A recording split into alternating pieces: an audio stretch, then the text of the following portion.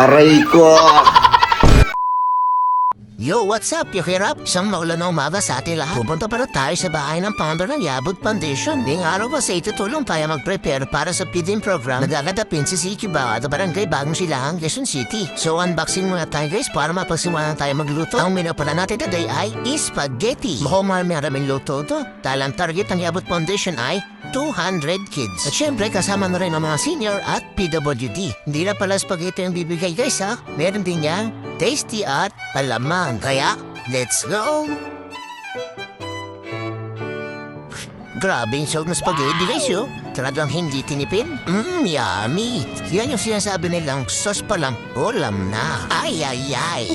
Tinitingnan mo pa rin, ugutom na ako ah. Parang gusto ko na sumama sa mabibigyan ah. At syempre, kailangan din natin ipakita na tumutulong tayo. Papasabihin nila, palakad-lakad lang ako. Naka-play na, naka-play. Ay, mga basag-basag, bili-bili. Oh, basag na kumada, oy.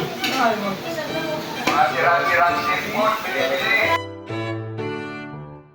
Pumalik pa talaga sa tinapay. Kala mo talaga ang laki na naitulong.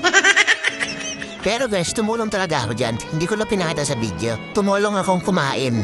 Ay, ay, ay. Siya nga pala guys, patapos na kami dyan. Tapos na namin ni-prepare lahat. Kaso maulan pa rin sa labas. Pero no problem yan. Kaya naman, tatak lokal, Cash TV, Yan Yabut Foundation. Let's go!